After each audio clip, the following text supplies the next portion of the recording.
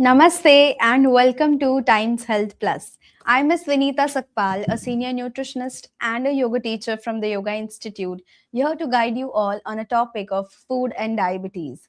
I think in the last session, if you remember, we had a word about what is diabetes, what are the pros and cons in this condition, what are the food that has been affected to the health of diabetes. So all things we have discussed, like foundation of diabetes, we have discussed in the last session. Today we are going to talk a little more in detail, like how particular things are affecting the diabetes health. Okay, so let's move ahead and understand what we are going to understand today. Good morning to everyone. Please write it down in the comment section. Like, have you done any sort of practice, whichever I've given in the last session? If you have done, please share your experiences on the comment section. Okay. So, in today's session, we are going to understand how and why sugar usually remains high in the diabetes condition. Secondly, we are going to understand role of each thing that impacts the diabetes health, or insulin, we can say, like how weight is impacting the insulin, how hormones are impacting, how stress and multiple other things are getting influenced. And secondly, then we are going to understand about the meal plan, like exactly what you need to eat, what you need to avoid, why physical exercise is so important, and for the long term, how we need to manage our diabetes. Okay, so with this, let's not wait anymore and start with the data. Number one, we are going to understand about the sugars. So when we talk about the diabetes, we always say that no, we should avoid sugars, we should restrict sugar, we should not have sugary items because sugar is big culprit for the diabetes. But I would say that not only the sugar, but even a lifestyle habits are the major culprits for our diabetes health. Every so there is something called as genetically also the genes are being passed on. If there is a family generation who is undergone with the diabetes history, then that gene is always there in our body, right? So currently it's in a dormant state, but because of the poor lifestyle, because of the poor intake of food and multiple other things, we ignite this dormant gene, and that's how the diabetes we start getting in the later ages, or maybe in the early ages, depending upon your lifestyle habits, right? So it's not always about what how much sugar you are consuming, but it's also about how is your lifestyle.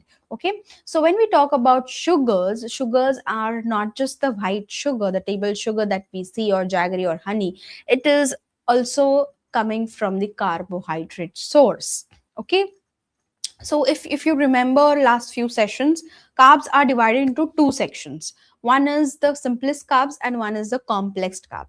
Simple means the structure is very simple, easily broken down and released very quickly. Complex are the structures are little complicated, and body takes little gradual time to break it down into small particles, and then the glucose has been released very gradually. So your body always like the complex structures because your body doesn't like to dissolve or divide the food particles very quickly, right? So the food particle or the carbohydrate, which are complex in nature, how you understand they are complex in nature? When we know a grain or a carbohydrate source is having a coating of a fiber, when you see a carbohydrate source with a good source of fiber on it, or it has good fiber inside it, then that ingredient becomes a complex carbohydrate. Okay, now when this complex carbohydrate you are consuming, your body takes gradual time to break it down and release glucose inside the body. But now what has happened, even though people know what is simple carbs and what is complex carbs, people think that if this is healthy for my body, then I can have it in excess amount, or I can have a little more extra. But that excess also creates an impact in our body. Nothing extra is needed for your body. Your body requires the balance of right quantity and right quality of the food, right? So excess carbs, when we talk about, it's not just about the simple carbs that you're consuming, but also if you're consuming excess amount of complex carbs, even that is wrong. For example, if jawar roti is good for the diabetes, but doesn't mean that you should have 2 to 3 or 3 to 4 jawar roti, or every meal there's just excess amount of jawar that is going. No, not required, right? So we have to be very cautious about what food items we are putting inside our body, because when carbs increases, the glucose release is very rapid. When there is excess glucose in the bloodstream, insulin has to do very extra work. Insulin senses the stress, and that insulin wants to put this excess glucose inside the cells. But initially your insulin will be produced more by your pancreas, and that's how this excess glucose will go inside the cell. But what happens if this pattern keeps on happening for years and years and years? Your body will stop reacting. Your insulin will stop reacting on the excess glucose which is there in the bloodstream. And therefore, your glucose won't be able to enter the cells, right? So this is how it impacts the insulin sensitivity or resistance. Okay, next is about the low activity. If there is poor physical activity where there is no movement at all, where these glucose is going to be used up, why this glucose enters into the cell? Because to produce energy, and this energy which has been produced in a massive amount requires to be used by your body when you do certain kind of physical activity.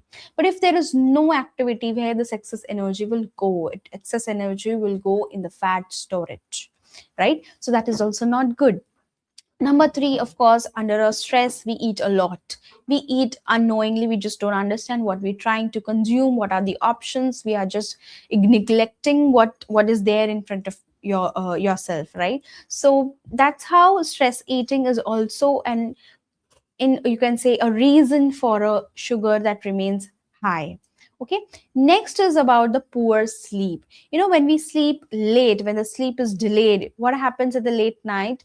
You get certain cravings, right? And during that time when you eat, or if you had a very late dinner, and that impacts your sleep cycle, even that's how it leads to fat accumulation or a sugar accumulation in the body, right? So poor sleep is also one of the culprit for sugars to remain high in the body.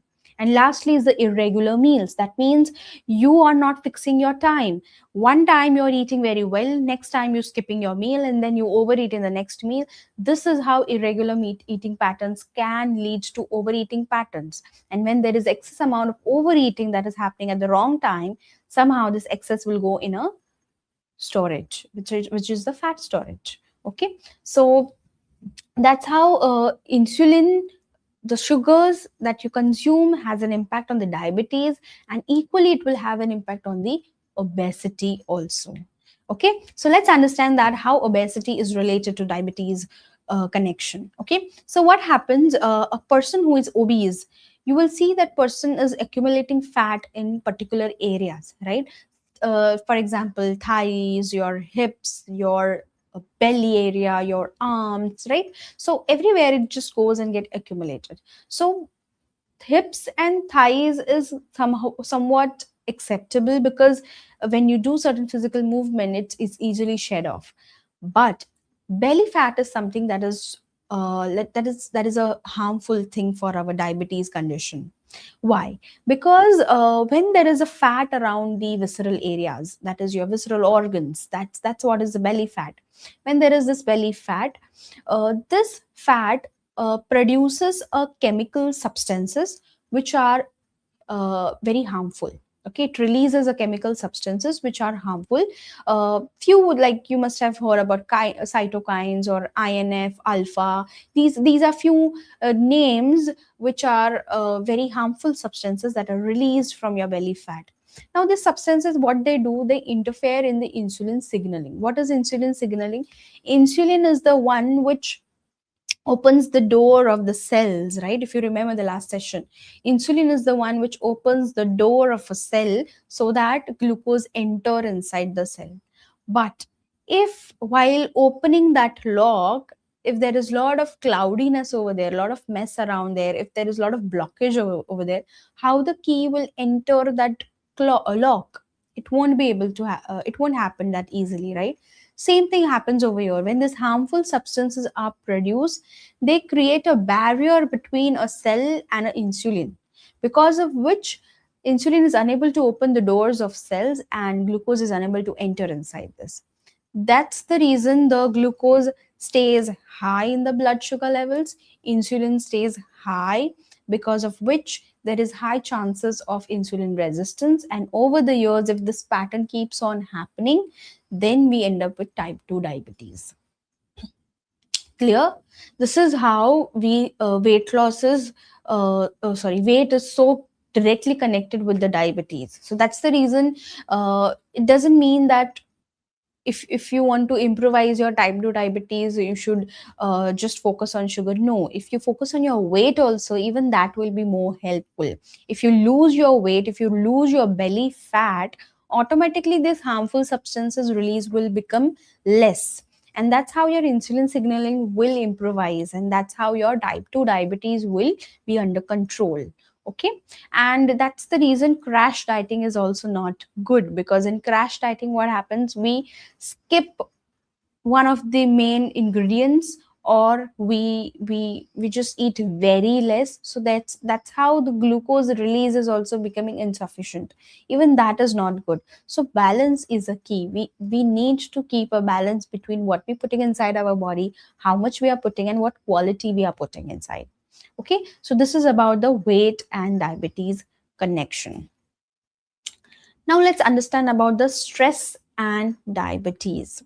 We all know that under stress, few people eat a lot, few people skip their meals, few people are emotionally so down that we just don't understand what is there in front of us. And even not seeing it, we just keep on eating it unknowingly. And after some time, then we realize, oh my god, I've finished this one packet, whole packet. You're not realizing that what you're eating. Why? Because emotionally your focus is all towards what has happened with you, what you're thinking, the thought process, the mind is all playing with so much of thoughts that the focus on the food is very less. This is how stress increases the cortisol hormone. And cortisol hormone is such that your brain don't want it to be high in the body. So what brain do is, brain wants to release dopamine so that you feel good, calm, happy. And for that, brain starts to rebuild all the old memories that has given you some kind of comfort zone. So cortisol senses this and bring out all the comfort food or comfort zone memories. And usually since childhood we have very close connection with the food, right? When we are for example, when you are sad or when you are angry in the childhood, and when you cry to your mother or father, you want this or that, your father and mother gives you, or your relatives gives you that particular thing just to keep you calm. So this memory has stored up inside our brain so much since our childhood, that whenever we are under a stress, the cortisol is high, it will release that food memory, that has given you some comfort zone, right? That has released or subsided your emotions that time. So therefore we eat those comfort food, may it be a chocolate or a snack or any kind of heavy meal that satisfy your emotions, right? So what happens with this, the quality of the food that we consume during the high stress level contains lot of hidden sugars, contains lot of preservatives, food additives, food emulsifier, stabilizing, anti-caking agent, anti-foaming agent. These are all loaded with chemicals, right? The oil that is used in these all products are poor quality oil. The sodium is very high. There is hidden sugars, some sugar sweeteners, alternatives are all added inside it. And when we eat these things in excess, then what happens? There is sudden release of glucose in your blood, and then your insulin has to work towards it. And if the insulin is not working well, or the cells door are not working well, your glucose stays at high level, and that glucose need to be subsided somewhere, right? So it will get converted into fats in your body, leading to weight gain. That's how stress is related to your weight also, and your diabetes. Okay, so what need to be done? We need to control our emotions so that we cannot end up eating such kind of meals. right? These all varieties of food are not giving you any good purpose to your body. It is not serving you any good nutrients to your body. So it's best to avoid them or to enhance their quality by changing the ingredients or making at home, right? So if you want to change your emotions or control your emotion, we need to take certain techniques, so or practice certain techniques that will calm our mind. So relaxation plays a very good role in controlling your emotions, and it helps insulin to work better. Okay, so when your mind is calm, your sugars are well stable. So what you can do to calm your mind, take any hobby whichever you like, do that whenever you're under a stress. Go for a walk in nature so that you get healed from within through the nature power. You can do any sort of physical activity whenever you're emotionally down, or if you don't want to do anything, just go lie down and do savasana or yoga nidra. That will be really helpful for your entire body. The moment you relax your body, you take a pause of your thoughts, automatically you will see there won't be any sort of cravings because cortisol is just going down. Okay, so this is how stress and diabetes are connected to each other. Perfect. Now let's go and understand about hormones and sugar balance. Hmm. Now, if you see, there are multiple hormones in our body, right? And these hormones are chemical substances that sends signal from one place to another place. Okay, now in terms of thyroid hormones are the one which decides the speed of your metabolism. What is metabolism? Metabolism is basically the food that is broken down, it releases energy, right? So how much energy we are using quickly, that is called as metabolism. Okay, so that you do particular task. So if you are using the energy that is produced by the food very less, your metabolism will be slow. But if you're using the energy very fast, then that means your metabolism is fast. So thyroid hormone has a control of this metabolism. Okay, so when you are consuming a more amount of sugary items or a carbohydrate rich items, this tends to release glucose very quickly, right?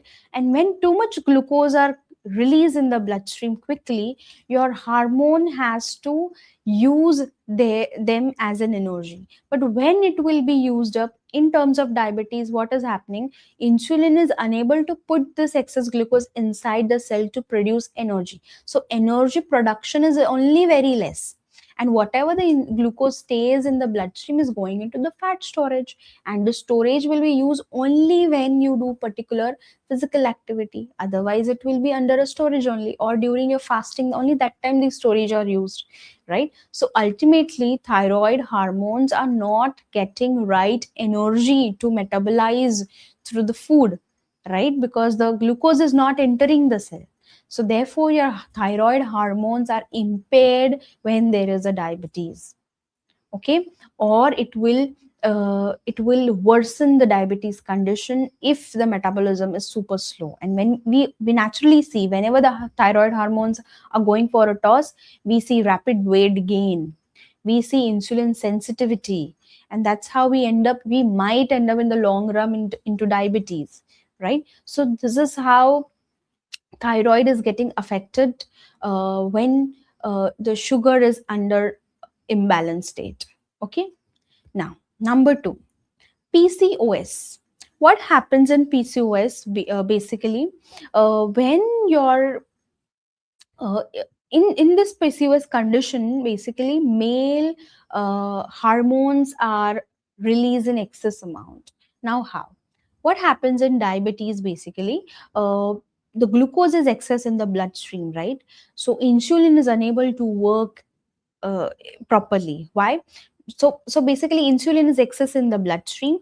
Excess insulin will be released to control this glucose, but since the doors are locked, this glucose is unable to pass inside. So extreme glucose is there in your bloodstream, extreme insulin has been released. Now when too much of insulin is released by the pancreas, what is happening? This excess insulin is increasing the male hormones in our body, which is androgens. That's the reason we see a lot of facial hair or acne issue in the PCOS condition, or the voice also become little coarse and hoarse, right? So why this happen? Because male hormones are getting increased, testosterone are getting increased compared to estrogen. That's why, because of imbalance of insulin, right? And because of the food intake that you're consuming, which is excess in sugars. So that's how PCOS affects the insulin and vice versa. Clear? Now, let's go on to the menopausal phase. Now, what happens in a menopausal phase? As we are aging, our systems are going down. Specifically, the hormones are getting affected.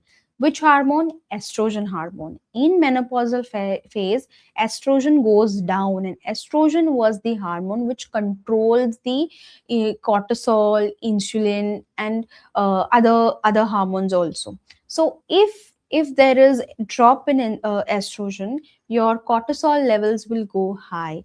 That will lead to a lot of food cravings, and food cravings, if it's sugary items if you're consuming, or high carbs item if you're consuming, then it will impact your sugar levels, your glucose levels. And glucose levels, if insulin is unable to sense it properly, or insulin is unable to put that excess glucose in the cells, then somehow we end up into the diabetes condition. So many people, you will see that initially they are in a very good health state, but after menopause we start getting the diabetes issue, or thyroid hormone issue, or multiple other things, right? So that happens because there is a drop in estrogen level. So we need to keep a very good check after menopausal phase, that what type of lifestyle we are building up. Okay.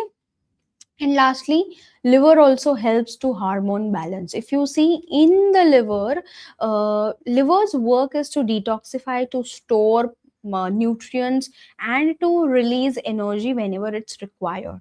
Okay, so these hormone production or storage or excess hormones that need to be expelled from the body is done by the liver. Okay, so liver decides the balance of hormones. If too much of hormone is being secreted, or like excess insulin is being secreted, excess cortisol is being secreted in the body, liver is unable to bear that imbalance, and therefore your hormones will go for a toss, and your liver metabolism will also go for a toss. Okay, because maximum thing like glucose goes for a storage in liver, vitamins like ADEK, which is fat soluble, goes into liver. So all these functions will get impaired, and that's how the diabetes is connected with the fatty liver. Okay, so all varieties of hormones, whether it's thyroid, PCOD, that is estrogen, or liver conditions, all need to be in proper check, or whether it should be in a proper level, a balanced state. Then you will see a good manage difference into your diabetes level. If these are already in a toss, then therefore how much ever you control your sugar intake, still it will have an impact on your diabetes levels. Okay, so that's the reason we have to make sure to make your metabolism better, your liver health better, your hormone health better, so that your diabetes is under a well managed state. Okay, fine. Now for that, what we need to do, we need to control our portion size. As I said, when we know this is a good food for my body, doesn't mean that this good food should be consumed in excess amount. Even that is bad.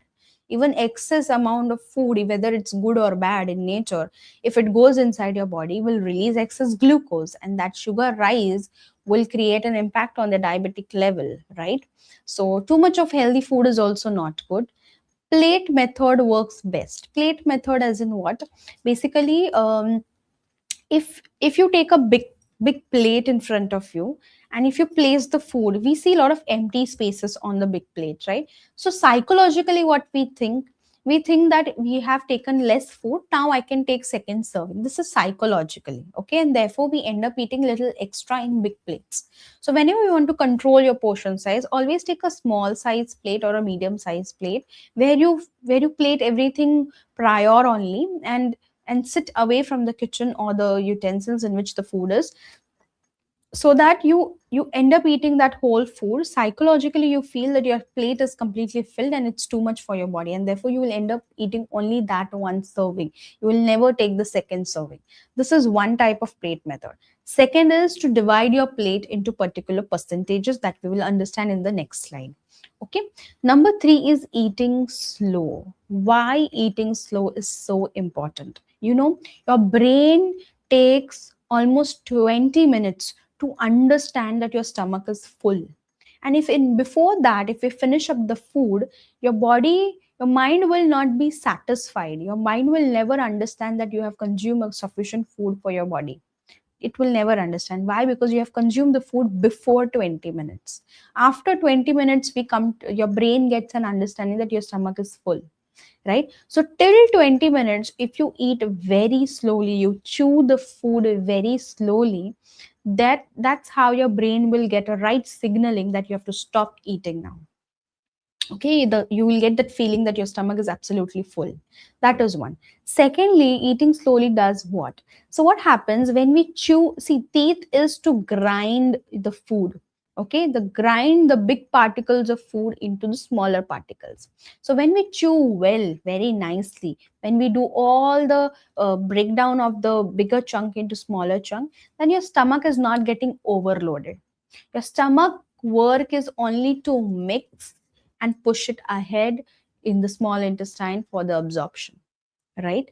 But if you are chewing it very abruptly, then that big chunks will go to the stomach has to do extra work to break down into further small particles, and then churn, and then pass on to small intestine. Sometimes your stomach what you say inconsistency or stomach efforts falls down, and your stomach is unable to break down that bigger chunks goes as it is in the small intestine.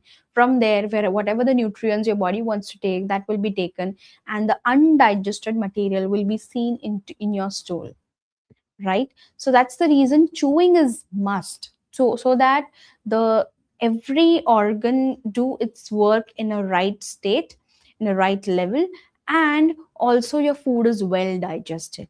If the chewing is not good, your food is not getting well digested.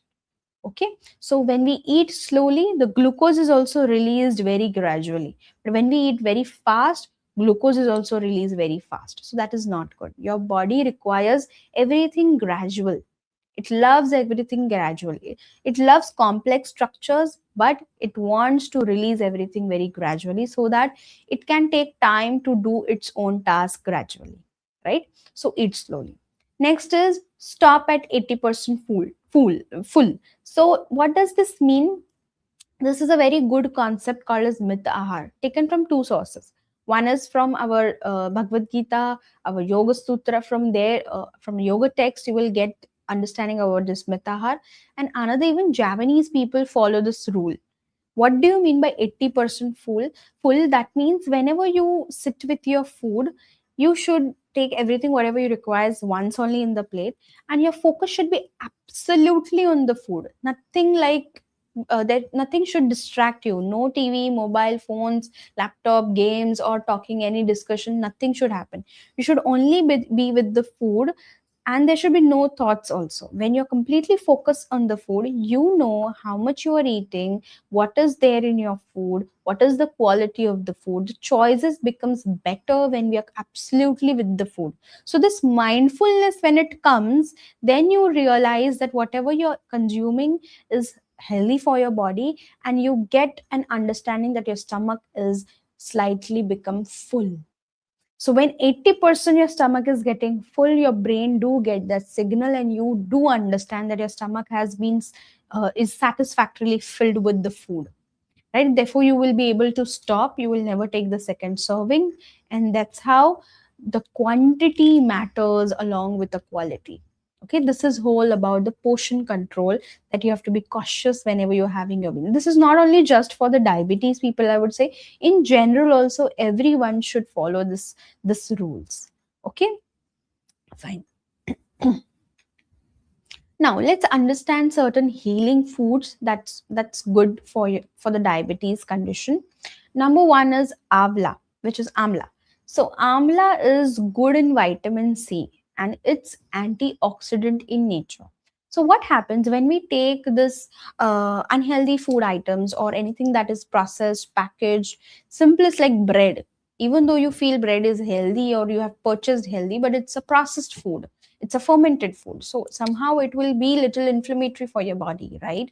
So whenever you have this vitamin C rich foods like avla, what happens, it releases the antioxidant property that fight back all the unwanted substances that was formed after having these processed foods. Okay, they kill this unwanted substances from the body and remove it from the body. So amla is one of the best for improving your immunity also, because it removing unwanted materials from your body. Okay, number 2, turmeric, which has a component, a bioactive component called as curcumin, and this curcumin has anti-inflammatory property. So whatever the inflammation that we produce in our body, that is reduced when you consume turmeric on daily basis. So whenever you are consuming this turmeric, make sure you club it with a black pepper. So if you're taking 1 teaspoon of turmeric, 1/4 should be your black pepper. This black pepper helps the curcumin to get absorbed inside your body. Okay, so these two are one of the important ingredient. Number 3, I think everyone knows that methi plays a very good role in diabetes. Now why? Because fenugreek seeds or methi has you can say a bioactive active component that helps to control your blood sugar levels. So if there is a spike in your blood sugar level, this methi will help to bring it down. Okay, number 4 is bitter gourd.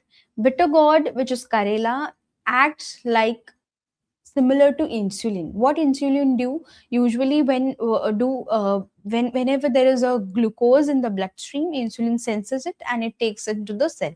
Same thing bitter gourd can also do. It acts like an insulin. It reduces the glucose from the blood sugar streams. Sorry, bloodstream. Okay. Number 4 is about the cinnamon. Cinnamon is very powerful. You can say the sugar cravings that you get, that brings into control when you consume cinnamon into your diet. So if you are consuming any sugary item, if you add a pinch of cinnamon, the sugar spike will be prevented. Okay, for example, whenever you're having a pulpy fruit, in diabetes we say you should never have a pulpy food because it's very sugar rich, like banana, then your custard apple, your chiku, these are like grapes, these are very sweet in nature. So in diabetes we usually tell them to avoid it. Now why?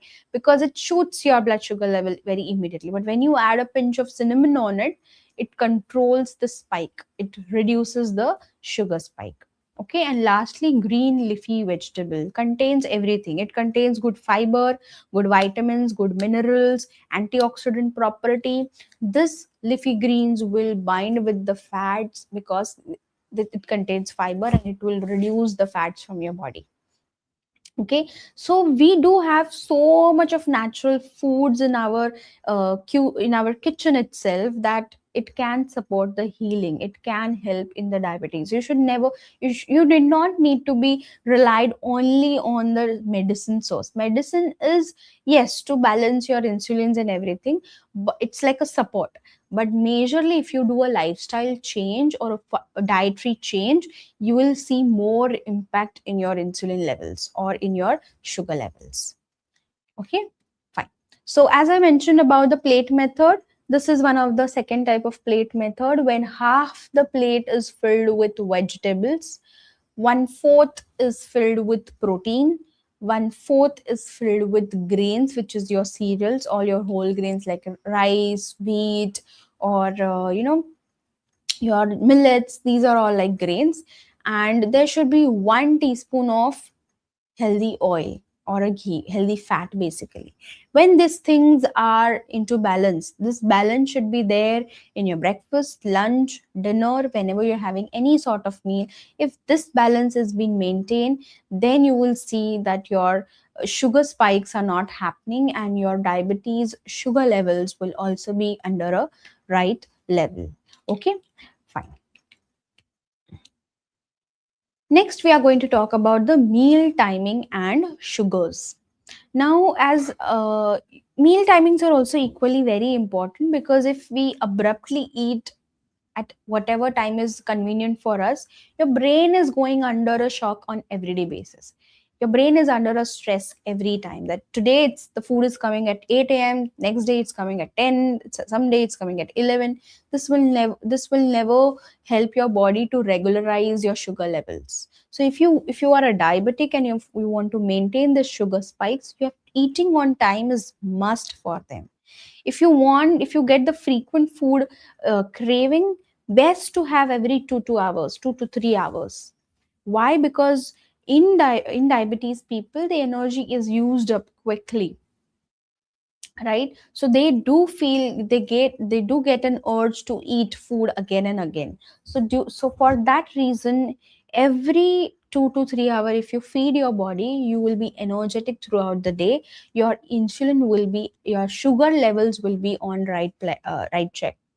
Okay, so skipping meals, what happen is, suppose you eating breakfast, you skip lunch and directly have the evening snacks. During that time, you become so hungry, and therefore you will end up eating little extra. Overeating will happen. Now, whenever there is overeating, excess amount of glucose is released. Insulins are naturally not working in diabetes. This excess sugar will get converted. Excess glucose will get converted into fats.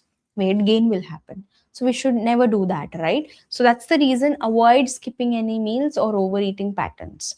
Number two, late dinners are also not good, because when we eat late dinner, we are not going to do any sort of physical activity. At least in the morning, we move a lot. We move a lot. There is a lot of productivity. So lot many things gets digested very well. But in the late dinner, what happens? We eat food and we go to bed.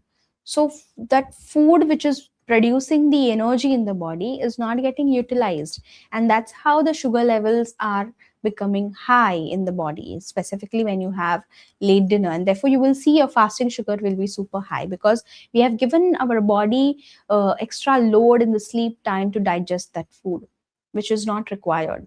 Okay, that is one. Number three is regular timing improves insulin. So as mentioned, if you skip the meal, then it is a problematic. But when you eat on time, your body is able to release glucose gradually, and you will feel energetic throughout the day, and therefore there won't be any sugar spike also. Okay. Last is about the late night eating pattern. Now, what happens? Let's give little Ayurveda perspective over here. So in our body there is a biological clock, right? So we know that there are three prakritis like pitta, kapha, vata, right? So if you see, early morning there is a kapha period, then comes a pitta period around the 12 o'clock ke around, then comes a vata period in the evening slot, and once you reach to 10 o'clock, beyond 10 o'clock, again a pitta period starts. Okay, again a pitta period starts. So during your pitta, what is pitta? Pitta means high energy, a heat, a flame that is little high inside your body. Okay, that means your stomach digestive fire has reignited again. During lunchtime, pitta is high. That's the reason we are able to eat the food in a well balanced way and wholesome also, and that food gets very nicely digested. If at the night time the pitta is being released in your body in high amount, the digestive fire has ignited, what will happen? You will get an urge to eat some food. That's the reason when we are awake late night, we do crave for particular food. We do crave for particular energy, instant energy. And we get instant energy from the namkeens, from the sweets that we have in the house. Right? So whenever we have these sweets or namkeens at night time, then what is happening? At the night time, your body is meant to rest, but we are igniting it. We are making it awake. So your sleep is delayed. And therefore, if you munch food at night time, that food is going to get converted into fat storage, because there won't be any movement at the night time. We eat and we sleep, right? So late night eating is also not good. Okay, so fixed timing overall, if you see, fixing the routine is must in diabetes. If you want to enhance your diabetic health, you have to make sure your lifestyle is better. Okay, so number one, start with fixing your timing, meal timings. Okay, now let's come to the part of lifestyle which is about the physical activity.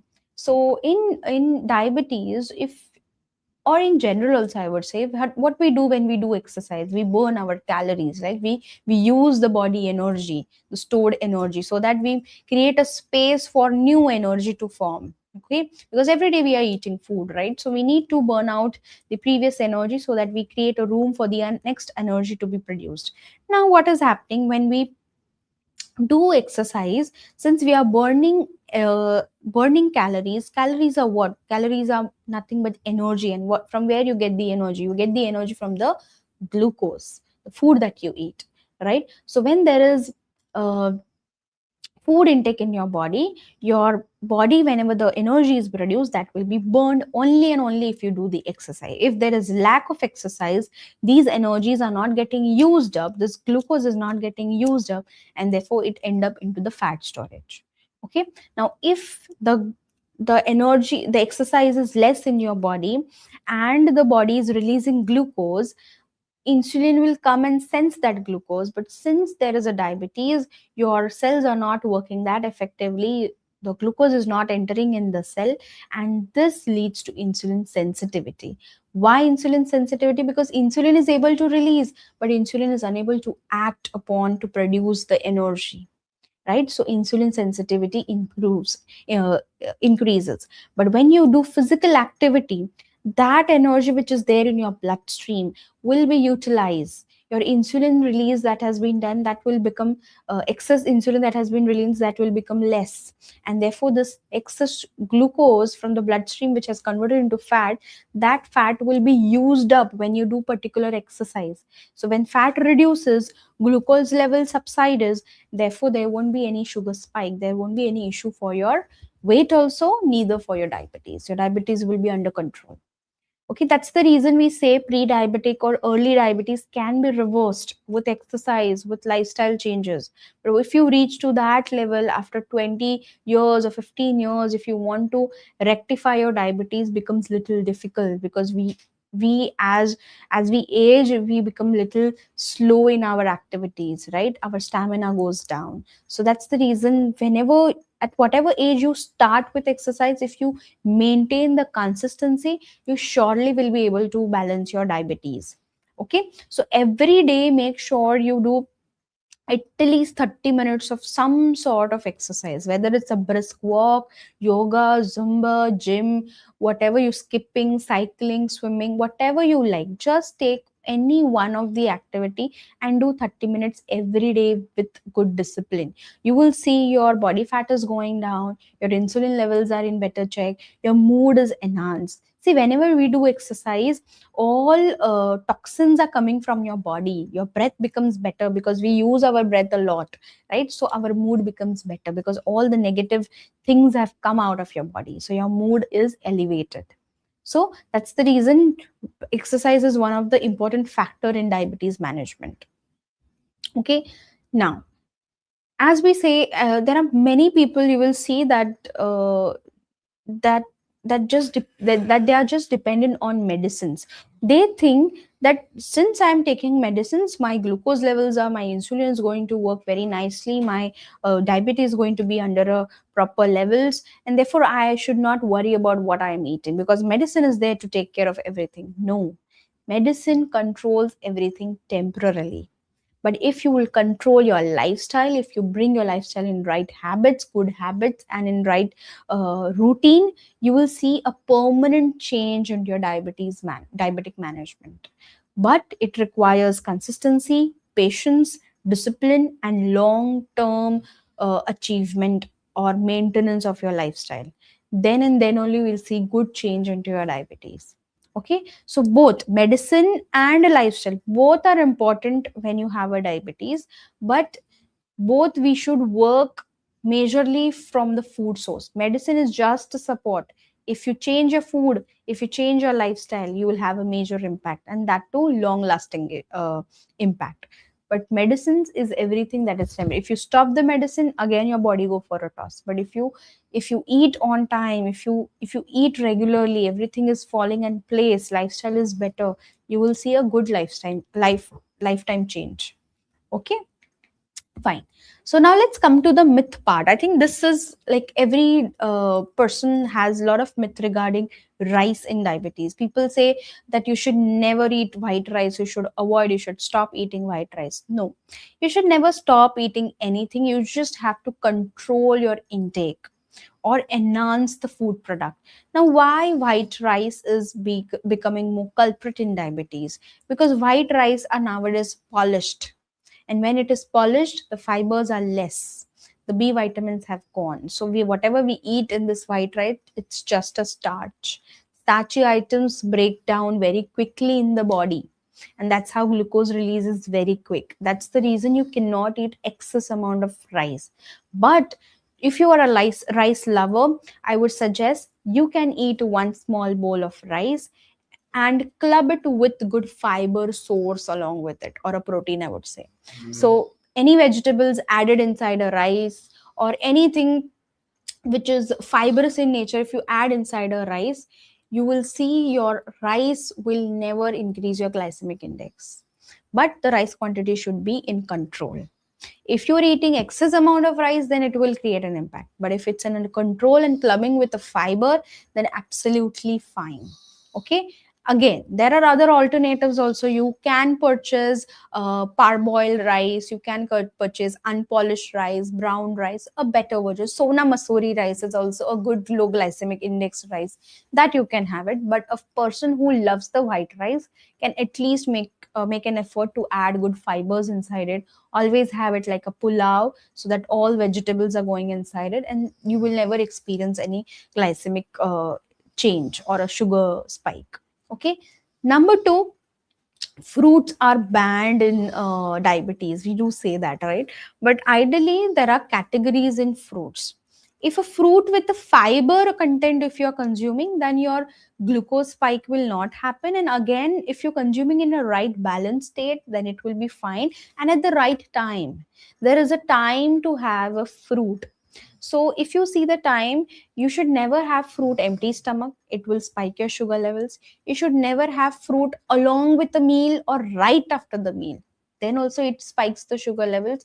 And you should never have the fruit late night. It will spike your sugar levels. You can have fruit only as a snack option. So mid morning is a right time, or 4 to 5 o'clock is a right time. Post sunset, you should never have fruit intake. It's also difficult to digest post sunset. Okay, that is the right time to these are the right time to have fruits. Secondly, make sure you have fruit as whole and not in a puree version, not in a juice version. When you have whole, all fibers, everything intact you get inside your body. But when we make a juice out of it, we lose out a lot of things like nutrients and fibers also. Okay. Next is the category of the fruit. Citrus fruits, water rich fruits, or fruit with the edible skin like apple, pear, acceptable in diabetes. Only fruits which are pulpy like banana, papaya, chiku, grapes, very sweet in nature, custard apple, very sweet in nature. When you have these kind of fruits, then you will see there is little higher impact on your sugar levels. So always club some nuts or some seeds along with this fruits, and keep it very occasional. Whenever you crave that type, you can have these kind of fruits. Okay. So this was all about the fruit. Next is about, as I mentioned, only tablet works, that only diabetes tablet is there to help me out. No, you should never rely on medicines. You should rely on food, because food is for lifetime. It will heal your body from within. Food has everything which is not there in the medicine. Okay. Lastly, diabetes is a permanent damage. No, diabetes is not a permanent damage. You can reverse your health with good lifestyle, with exercise, with good food intake. It is just that you have to be very cautious about what you eating, the quality of the food, the quantity of the food, the timing of your food, everything is very important. The routine is very important. Then you will be able to come back from this diabetic stage. Okay, fine. This is all about, I'm talking about type 2 diabetes. Okay, I'm not talking about type 1 diabetes. Type 1 is complicated case, it's different. I'm all talking about type 2. Okay, now if what could be the long term diabetic plan? Balance your meals, exercise daily, control your stress, make your sleep better. Regular checkups are must. Please always keep a check after 3 months. Do your HbA1c and understand how is your blood sugar levels, and manage your weight. Weight maintenance is also very important. So if you're overweight, reduce your weight. If you're underweight, come back to normal weight. Please maintain a well healthy weight so that your diabetes will also be under a control. With this, I've come with a very good task of the week. uh, I hope today's session was more informative and more in detail for you to understand the diabetic condition. So what's the task that you have to do for this week is, firstly you have to reduce your sugar intake by 50%. Let's go very gradual. Do not, no need to just minus it out completely. Have it, but 50% less. Secondly, use the plate method, which I have mentioned you. Thirdly, do at least 30 minutes of some sort of physical activity. And lastly, try to eat your dinner early, at least by 7:30 or 8 o'clock. Okay, when you have time, everything on time, you will see a very good change in your diabetes. Okay, if you're following these all things and you want to get participate into our wellness goodie challenge, then please do post your task that you're doing on the Instagram and tag us Times Health Plus on Instagram with the hashtag that has been mentioned, and you can get a chance to win the wellness goodies also. Do not forget to follow us on the social media platforms. Now let's start and take the Q&A session. So if you have any questions that are related to diabetes, please put it down in the comment section so that I can answer your all the queries. Okay, whatever it is related to you, your health. Okay. Okay, so one person is asking, how is the doshas and diet related? Hmm. So very well related. Of course, this is little Ayurvedic perspective for this. But if a person is high in kapha, that means a lot of mucus has been built up inside that body, and therefore the metabolism is comparatively very slow. So for them, they need to exercise more. They need to include the food that will not produce more of mucus. Like eating bananas usually leads to mucus. Having more of dairy products leads to mucus formation. So controlling that intake and making sure you eat very fresh foods, more of fiber rich, so that this mucus will come out of your body. Okay, in terms of vata people, they are very lean people. They are the one who doesn't eat on time, or they eat very less. Their metabolism is very fast. Even they eat a lot, their metabolism is so fast that they can digest the meal quickly. So for them, they need to have every 2 hours. So, and if a person is pitta, they are the person who has a lot of heat inside them. So if too much of heat is there, then of course your food will be digested, but a lot of acidity, gas, bloating, gut issues can be experienced if consume anything in excess, like sugar in excess or anything in excess, because that leads to pitta formation. So if a person is having multiple dosha imbalance or any one dosha imbalance, then of course the food intake alters, and that depends upon what your prakriti is. Okay, yeah. So next is Dr. Ramakrishna says best time for fruit. As I mentioned earlier only, that best time is to have mid morning or in the evening slot, which is 4 to 5. Post sunset, you should stop consuming your fruits. Okay.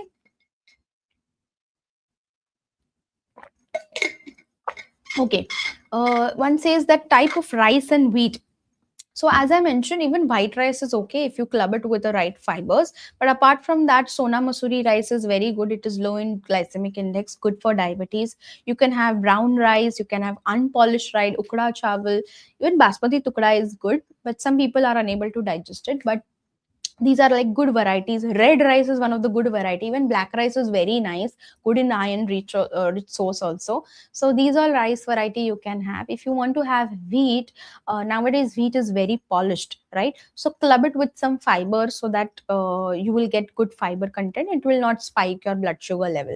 So what you can do is you can add palak inside the wheat dough, or methi inside it, or maybe seeds inside it, so that you are increasing the fiber content. And just don't sieve the wheat flour, use it as it is so that you get the fiber content. Yeah, fine. Ashwini ji say very informative session. My HbA1c is 6.5, 6.1 last 2 years. How to reverse through taking care? 70 pc you explained. 70% taking care, 70% you explain. Okay, perfect. So since you have this HbA1c at the higher level, since it's not too high, it can be easily reversed. Only the thing is, as I mentioned, the balanced diet concept. In your plate, whichever meal you are having, breakfast, lunch, dinner, make sure there is 50% plate filled with your vegetables. Whether it's a cooked or a salad vegetable, doesn't matter, but vegetable should be half your plate. One fourth should be compulsorily protein. When protein and fiber is there into your diet, your sugar spike will not happen because they takes longer time to release glucose in the body, right? Carbohydrate source, make it little less into your diet. Keep it like one or two roti, or maybe small bowls of millets. Have more of millets. They are much better because they are rich in fiber rather than just rice and wheat. And if you're having, then you can modify it. So when you have very little amount of carbs and you have more of proteins and fibers, your diabetes will be under control. Number two, exercise is very very important. Even if you are elderly age or you're young or middle age, whatever, you have to do the exercise. Just doing a brisk walk every day will really help in your diabetes. And thirdly, please hydrate very well. If you taking good water intake, even your unwanted things will flush out from your body, your inflammation will go down. Okay, just follow at least these things, and whatever the task that I've given, if you do that, you will see a good change into your levels also. Okay, fine. Next is about how do I feel, why do I feel like taking deep breath many times a day? uh, I can't understand about this. This could be because if if there is lot of mucus formation inside your body, or your breathing is very shallow, that means you are unable to breathe from all the three levels, all the three muscles are not getting used up in your breathing patterns. So that could be one of the things. Or there could be too much of fat inside your body, maybe near your nasal area, sinus area, because of which we feel uneasy to breathe well, right? So that could be one reason. Or maybe you are eating your meals till you are completely full, that also makes us feel little heavy to breathe. Okay, so just monitor the causes, and then we can analyze and see what could be the root cause for this heavy breathing. Okay, okay. Chandra Kulaji says, is it possible to share presentation? These all presentation are there on Times Health Plus channel.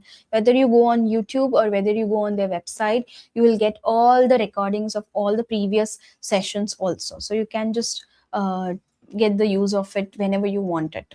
Okay, fine. Next is mixed wheat or normal wheat. What do you mean by mixed wheat? I just didn't get an idea. Do you mean mixed wheat means adding other millets? Yes, you can do it if your gut is strong enough to take a multiple millets or grains together. You can surely do that. Okay. Next is, do we recommend more proteins to diabetics? Not more protein, a sufficient protein is also important. Only the thing is, carbohydrate source should be less compared to proteins and fibers. Okay, just increasing protein will not help you. Along with protein, fibers are also important. Fibers comes from your vegetables. Okay, all varieties of vegetable, just not the underground vegetable. Underground vegetables contains less fiber and they are very starches. So no potato, no arbi, no suran, no raw banana. Raw banana is somehow fine, but no suran, arbi. These are like little starchy and therefore can spike the blood sugar level. If you're consuming these aloo and everything, you should cut down your grains. Then you should reduce the roti or reduce the rice amount if you want to have aloo along with it. Okay, Fine. How much should be fasting and postprandial insulin levels in normal adult person? Um, See, if you are non-diabetic, or if you want to understand the safe levels, best is to maintain the 100-120 level, so that neither you are too high, neither you are too less. Okay, so that is absolutely fine. 60 to 90 is good, and postprandial is 100 to 120 is enough, not more than that. 60 is very less, 90 around is absolutely fine.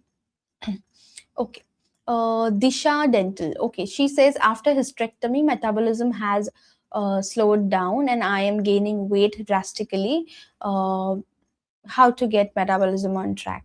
Okay, lovely question. So yes, when you do hysterectomy, of course, your hormonal imbalance must be high, your estrogen must be affected, and because of which we tend to, eat a lot.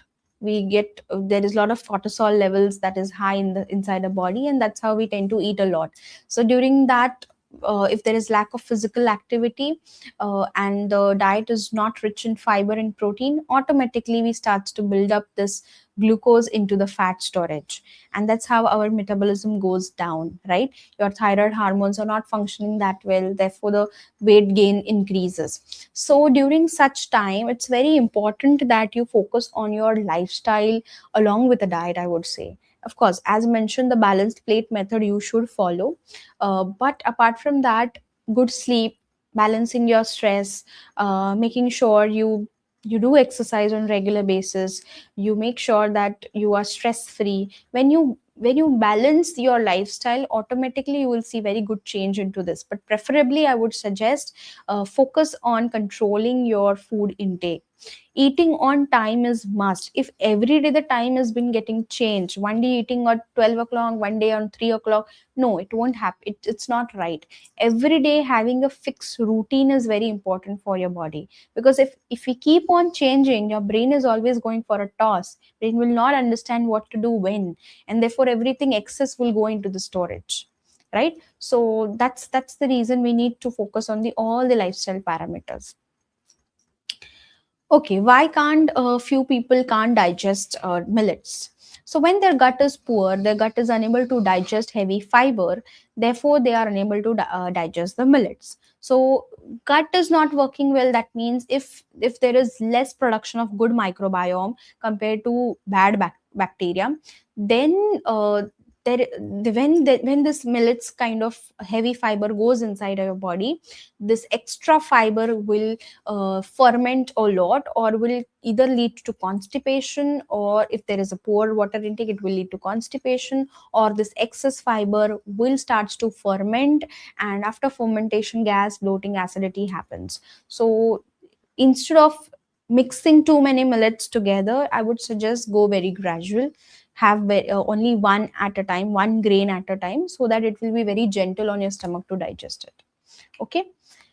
Okay, that's it. So I think we have already crossed the time slot. With this, I have given you all the good information regarding the diabetes management.